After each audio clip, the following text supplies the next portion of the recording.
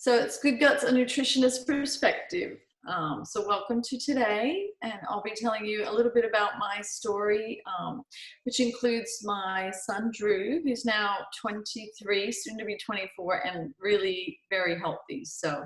But he had quite a difficult start. He was born at 25 weeks and had a lot of digestive problems and surgeries and gut health problems. So that's how we ended up getting into nutrition. We talk about getting what you need and the 90 nutrient story. So you've been hearing this over and over if you've been watching the 4 days. So hopefully you really have the recipe for the 90 nutrients. And then what's going on is depleted soils and toxicity. How I use supplements to help me get better, because having a sick child, I actually ended up with chronic tiredness and diagnosed with depression from my GP. But Wow. yeah, so I use supplements, whole food supplements, to get my energy back and start to feel better. So they definitely have a place there.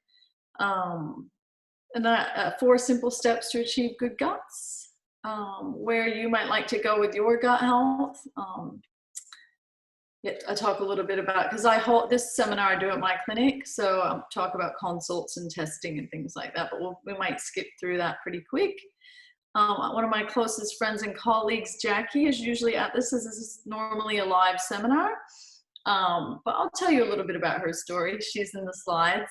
She normally gets up and does a testimony for me on her journey. Her children had severe asthma, and she completely reversed it working side by side with her family's doctor and these gut health principles. And I don't have the gut health video, but we watched that yesterday. So I always say you're here for a reason. You or someone you love might have a gut health issue, or you're really smart and you realize that all disease begins in the gut. So that was said by Hippocrates many, many years ago. And as a nutritionist and naturopaths and anybody in the health and wellness field, that's where we usually start. That's where we always start, is gut health. So here we go. So Drew's actually quite an old man in this photo. He's probably at least 6 weeks old. So he's had his breathing mechanism out. He's not intubated anymore, and he just has his gavage tube. So yes, he was born with his eyes still fused shut. It took about 3 days for his eyes to open. Yeah, cute little thing, but very tiny, only about 8-10 grams. And they said they only had the technology to save him for a year. That's how little he was, that they weren't able to save them when they were born that premature. So we were lucky, and we're very blessed and grateful every day that we have Drew. Well, so what happened was, he was doing really good, but he got a thing called necrotizing enterocolitis, where they get holes all through their digestive tract, because they're not meant to be receiving food until babies don't get their sucking reflux till they're 32 weeks old, but they have to feed them. So a high percentage of these really tiny premature babies do get necrotizing enterocolitis, and he got it. And he was a pretty tough little thing. When they told Justin and I, they said, he's not too bad. We're just going to go out and take the piece out that, has ruptured and sew him back up, and he'll be fine. Because he wasn't really showing temperature or signs of distress. But when they got in there, his whole large intestine had just holes all through it. So they basically told us they took all his large intestine out and some of his small, and gave him an ileostomy bag. So we didn't change nappies, we changed ileostomy bags, and he came home to us on the 100th day. And it was quite a journey for the first 4 years of his life, especially when we introduced food. When he was breastfed, he was fine, but as soon as I wasn't really, I thought I had a healthy diet, but it wasn't working for a child with digestive problems like Drew. He had a lot of his symptoms were bloating and distension and pain, and when that would happen, he'd end up back in the hospital. He'd stay for about 3 days. They wouldn't feed him, and they'd end up going in and having a look to see what was going on, because there's always a risk of blockage and stuff. So that happened to us about 3 times, until the surgeon finally Awesome man, amazing person, saved Drew many times. And we're so grateful to him. But he took us aside on the last surgery, and we had been really getting into nutrition and seeing naturopaths and helping Drew. And Drew was about 4 or 5 years old. And he just said, look, you keep saying you think, while Drew's waiting, being operated on, he came out to speak to us. You keep saying you think food helps him if you don't feed him certain foods, and you notice he's like, all we have to offer him is a permanent bag. So that meant it could never be reversed again.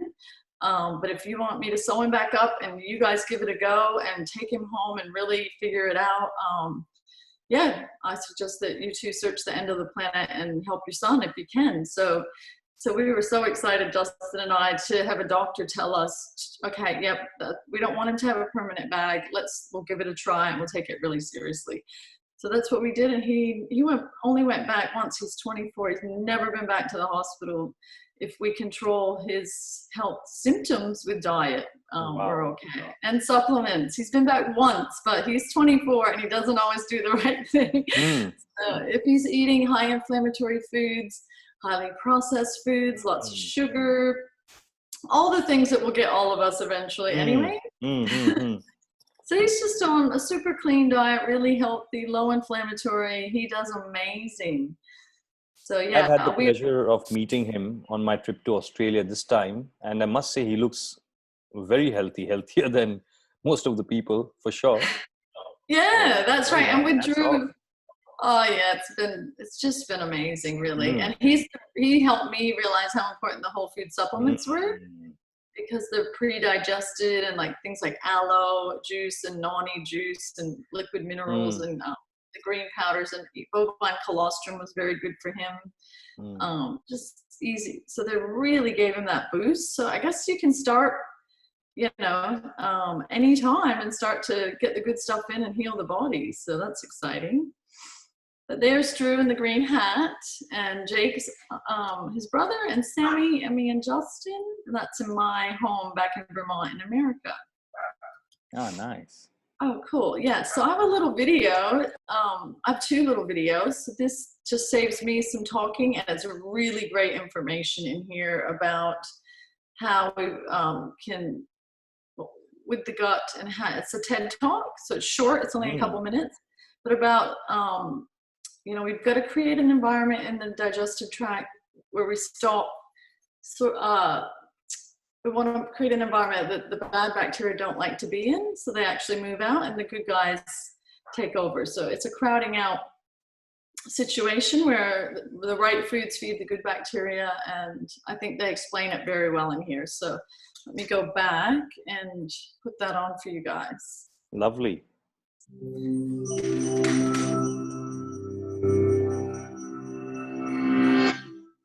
Trillions of bacteria, viruses, and fungi live on or inside of us, and maintaining a good, balanced relationship with them is to our advantage.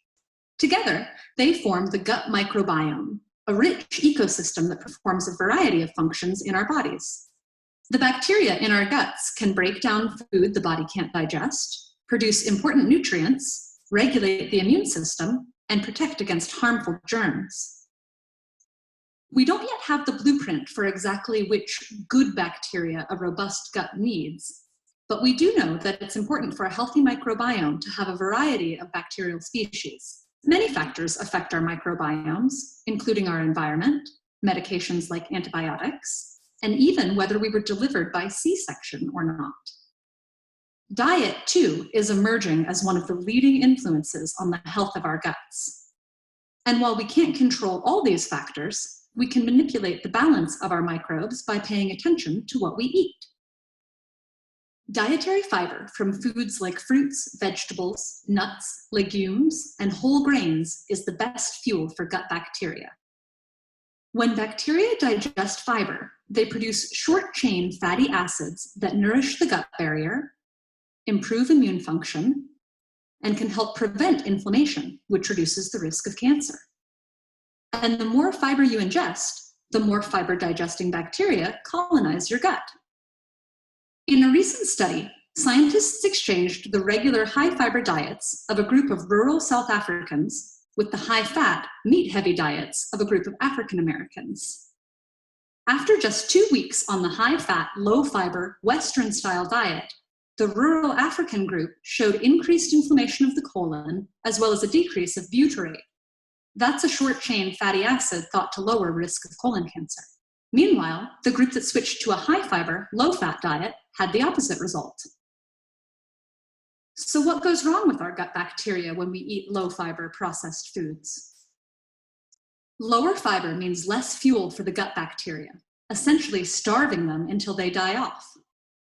This results in less diversity and hungry bacteria. In fact, some can even start to feed on the mucus lining. We also know that specific foods can affect gut bacteria.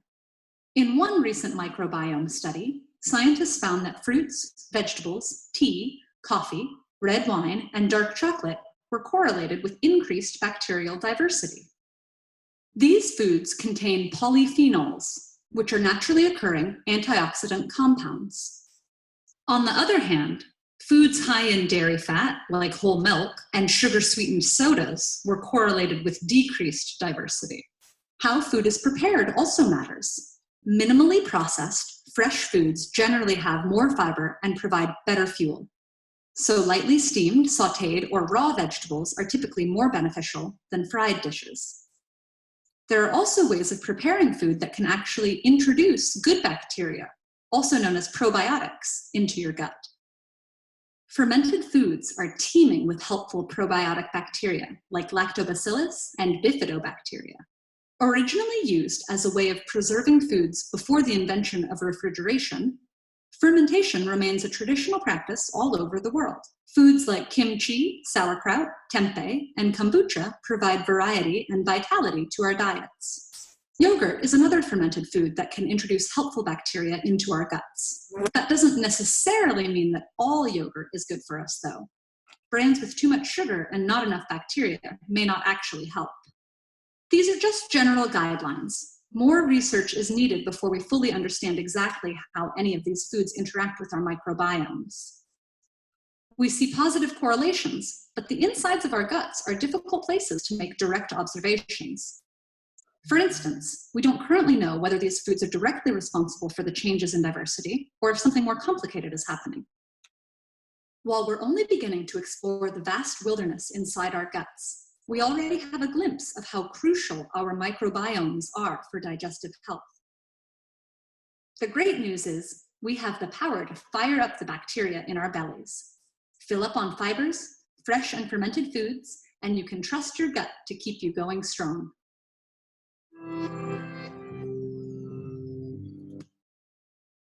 Yeah, so that's a good little video, isn't it? You like that, Prameet? You there, Prameet? I am here. That was great. Very, very informative video. And I like the fact that it says, I mean, at the end of it, I guess this is where your personalized consultations come in, because it would matter from person to person, right? What and how much of fermented foods they would need. Yeah, I know. So that's the thing. Gut health is very simple, but it is very complicated too, because some of these fermented foods my clients can't have. It depends on their condition, and some clients. So then we start with the soup. So it's a combination of, like they said, how the different foods, the raw, the cooked, the cultured, and the testing that we do with clinical labs. You can actually see if they're low in those short chain fatty acids. So wow, amazing. Yeah, that's important. So you can see that if they're low in the short chain fatty acids, like they said, the bacteria start living off your gut lining. So then you're in trouble because you're more susceptible to the condition leaky gut.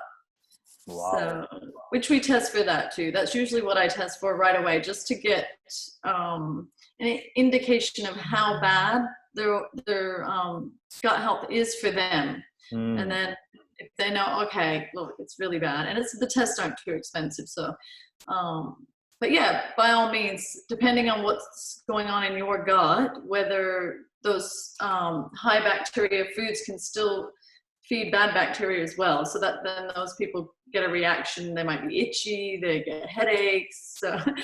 So initially, until you get things under control, it's not always going to be that those healthy foods make you feel better.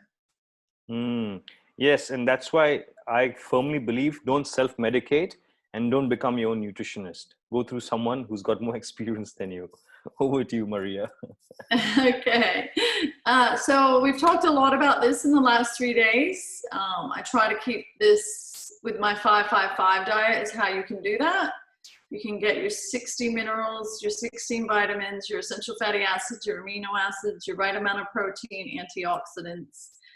As long as you're going to be feeding the good bacteria with crazy amount of diversity, because that's what we're looking for.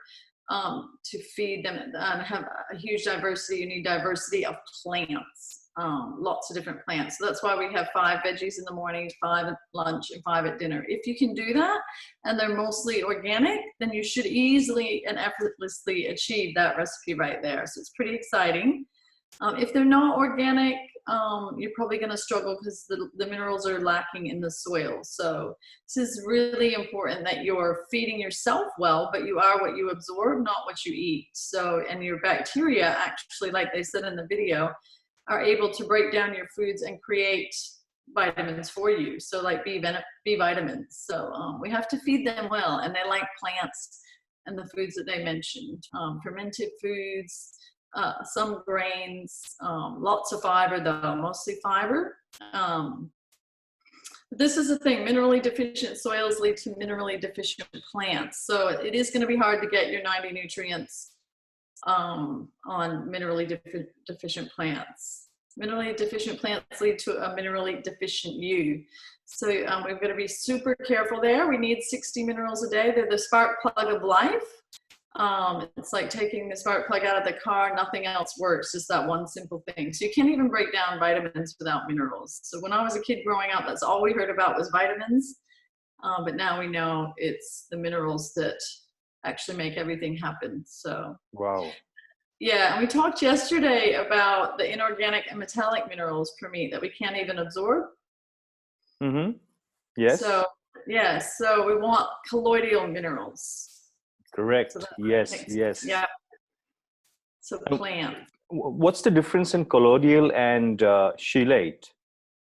Chelated are usually a metallic mineral wrapped in an amino acid, I believe. So. Okay, so different. Okay. Yeah. So you still can use those, just they're not as bioavailable to us. So they're in a lot of mainstream vitamins. Yeah. So the nourishment in the food today is lacking.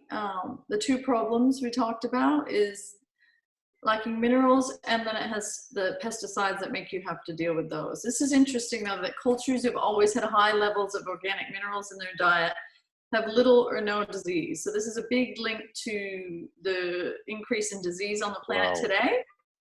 So all those diseases, and that's a reference from Bill Anton. So heart disease, birth defects, hyperactivity, learning disabilities, all of these, arthritis. And that's what I hear a lot of. I have a good diet, but if you know this stuff and you're not addressing it, even it doesn't matter if you're eating an amazing diet, it potentially still needs to be topped up with supplements because the food might not have what you need in it.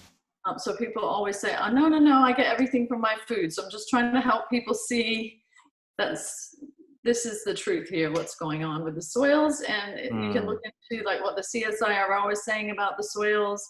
America has tested their soils. So there's documents on the problems with soils. And so like I said, we have to know what's going on. I say that every day. And then we can fix it. Yes, I mean, you just have to see bananas that come into the market are raw. So obviously, wherever they're coming from, they're being picked. Green. Yeah. So that's right. Yeah, exactly. So then most fruits and vegetables pick up their minerals at the end, I believe. So those bananas are lacking in minerals. But yeah, this theory worked in my nutrition course. He said he would like to use just food. That would be his dream, is to heal people with just food, but it's just not possible in the way things are going right now. Maybe 100 years ago you could. He said this worked when the soils were not over-farmed and did not have all the chemical sprays, and food was closer to nature, and certainly not all the processed and refined foods. So it was nice that I was at least taught how to do it with just food. And then adding the whole food supplements he felt was, and this was why. Do you know how much nourishment is lost in harvesting and processing? Wow. Look at that. Superb. Yeah. Don't we love our stats and percentages? Yes.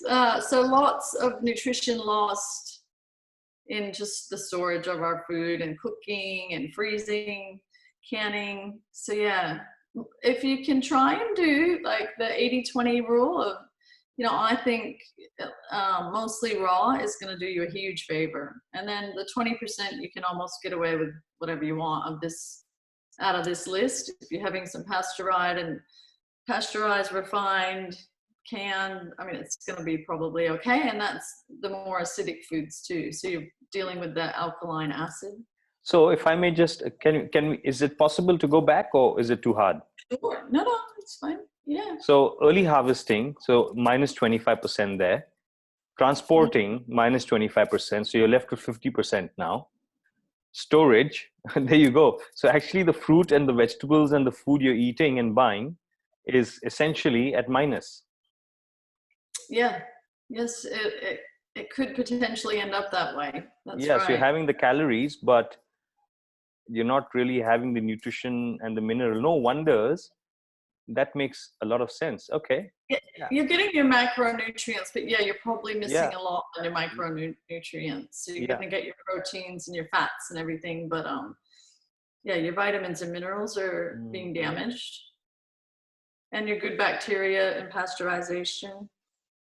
And freezing and canning, we think freezing is good, but actually I didn't realize it. Up to 83%. Oh my God, that's massive. Yeah, they do say, like, there is some controversy here. So, you'll have to do your own research, because they do say, you hear other versions of what freezing does to food as far as fruit and stuff. So, but yeah, this is from the source that I've used, which I can get you that source if you'd like to look into it more. Yeah, would love that.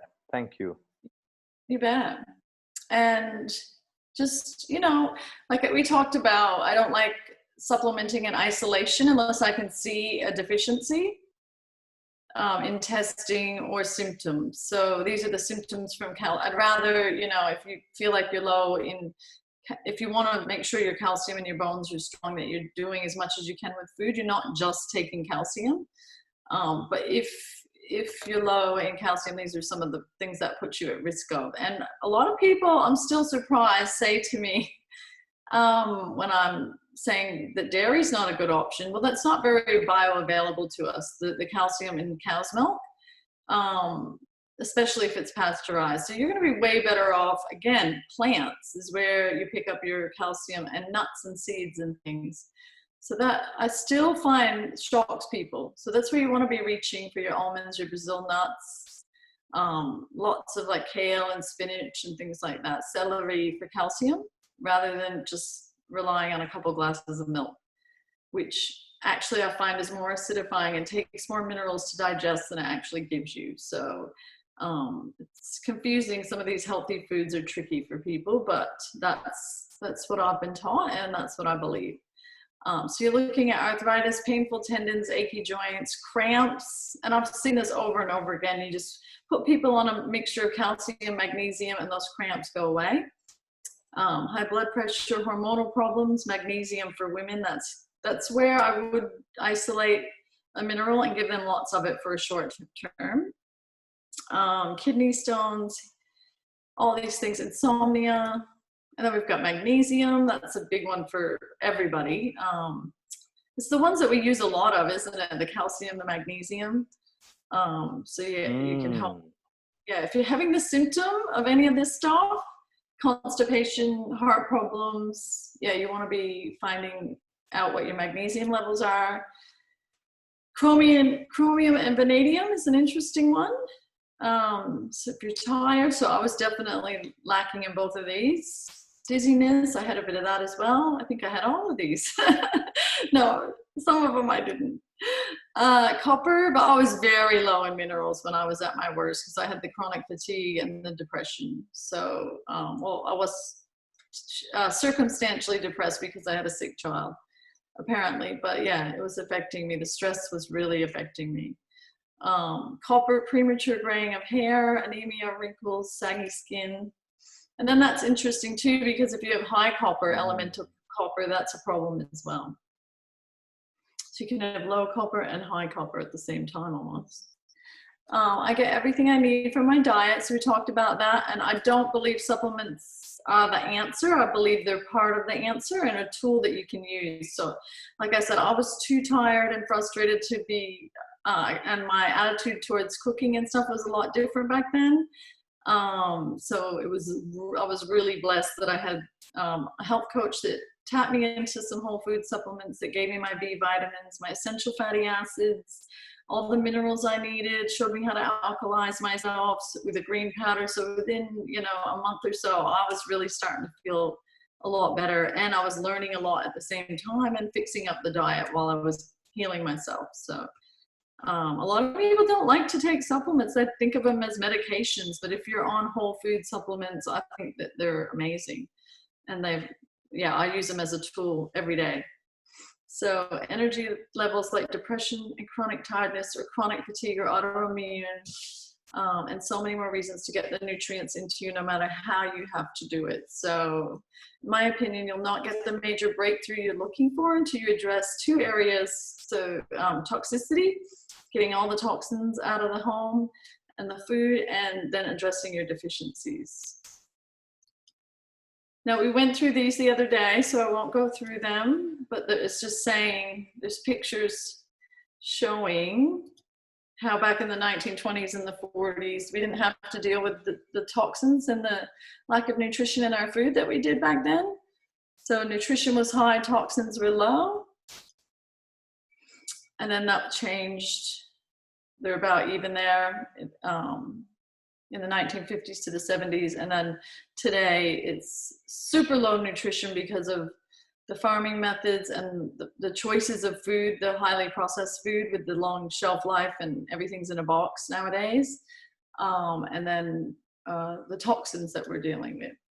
So because of the depleted soils and toxicity, this is the disease problem that you're facing: cancer, heart disease, stroke, diabetes, osteoporosis, and Alzheimer's. So it doesn't have to be that way. It really doesn't. You can just start at home and fix your gut health. So I did have a little video on vitamin C, and that's a link there. So how much vitamin C helps your immune system. So that is one supplement you can take every day if you want, because it's the body doesn't store it for very long and it's water soluble. I might just keep going because we've only got a couple minutes left, but that is a link between gut health and mental health, which if you have poor gut health, it definitely affects your mood. It makes you feel sad. And this is one way to really help your gut health for me. You try and avoid the dirty dozen because it's full of pesticides that kill your bacteria. And focus on the clean 15. So you don't have to avoid those foods. You just try and buy them organic. Nice. Yeah. So that's, you can take it shopping with you, but it's just a good place to start. Yep. So it's quite all right to apparently not spraying asparagus, avocado, cabbage. My God, potatoes. The English and the Swedes are going to roll in their graves. No, they just need to start growing them more organic. Right. Well, because I met a Idaho farmer. He was over here, and his family owned a big farm in Idaho, in America. And he said they won't eat their own potatoes. No. He said we grow potatoes out in the back.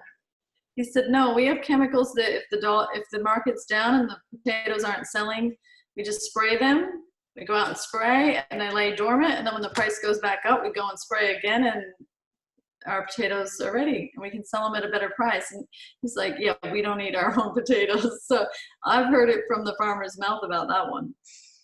So yeah, this is with the products that you're using at home, just be careful. Toothpaste has a lot of fluoride in it.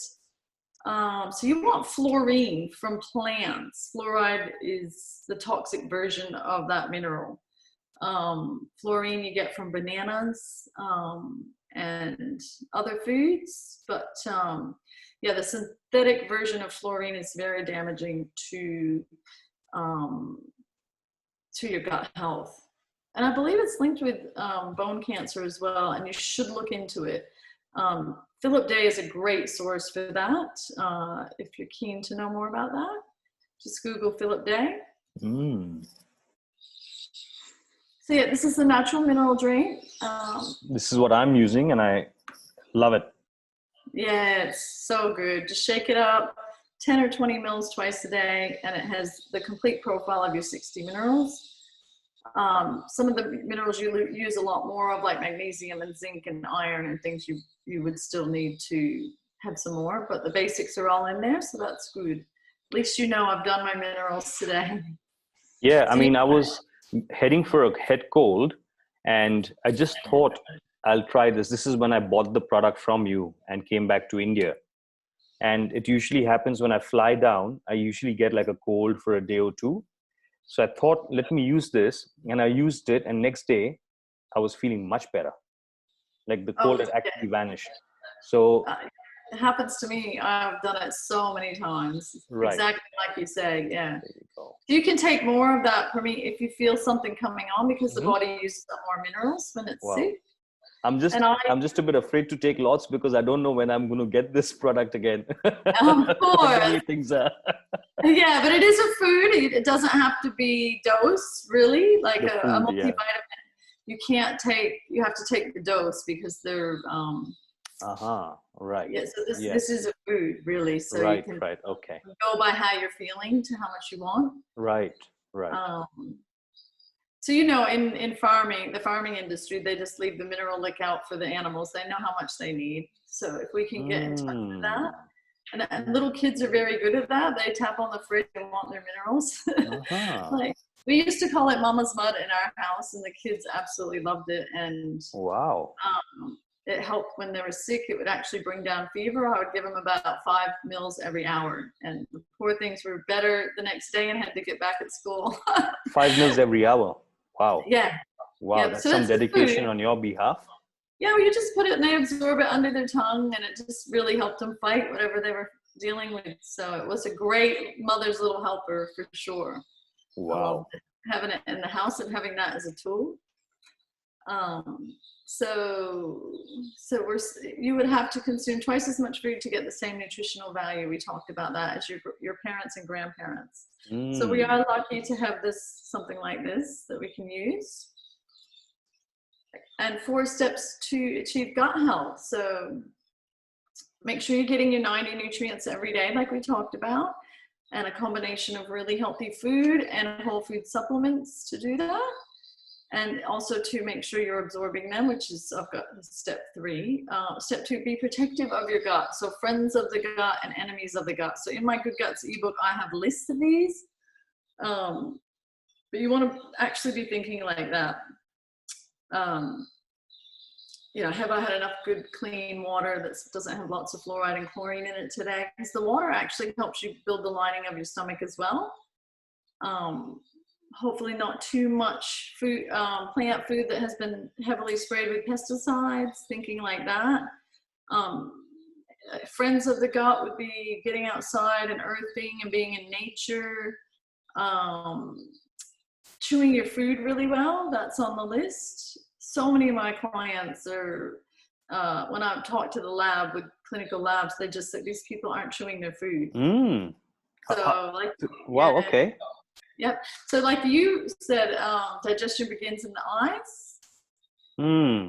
Yeah. So slowing down and getting the brain, getting the saliva going, but really chewing is a friend of the gut. So things like anti-parasitic foods like lots of onions and garlic, if you don't have a condition like SIBO, because that could irritate that small intestinal bacterial overgrowth. Other than that, and you do, if you can tolerate it, you can use the garlic to help that condition as well, but it does irritate people when they have a gut infection. So I love the quote, if we don't take care of our bodies, where are we going to live? So, you know, we really do want to focus on the things that are hurting our gut and the things that we can do that are really helping our tummy. So even if you're not having any gut health symptoms at all, because it's linked, and I'll show you some pictures how it's linked with all disease. So I've got step 3, you are what you absorb. So you might need some help. So low hydrochloric acid is one of the main reasons for reflux and for infections like parasites. So if you have optimal gut fire, those bad bacteria should be killed by your hydrochloric acid anyways. And so we see a lot of parasites in the testing. So yeah, parasites and bacteria. Wow. Yep. So I always say symptoms are your friends. Like I had some symptoms that made me stand up and pay attention and totally change everything for the better. Yeah, I'm still not perfect, but I'm thinking 80% of the time I'm following all these rules that I'm teaching. And I know my body pretty well now. So if I go too far or off the diet, or I'm too stressed, or not exercising, or not being in nature enough, I just get myself back on track. So I can feel good and have energy and be happy. So leaky gut affects the whole body. So here's a picture that you can really see when you hear your gut health is the precursor to all disease. So you've got skin. If anybody's presenting with any of those, they probably have leaky gut and some sort of infection, and they're probably lacking minerals, mainly zinc, I would say, with acne. Sinus problems. I had terrible sinus and always sinusitis, and I think that was parasites. So if you know people that are constantly having sinus problems, it's usually linked with the gut health problem. Obviously food sensitivities and things, but depression, anxiety, all your thyroids, all your autoimmune disease is linked with leaky gut and heavy metals and things. So obviously gut health symptoms like constipation are very easy to tag that gut health. But things like adrenal fatigue and pain is a massive one that people aren't making that connection. So I like that visual. That's pretty helpful.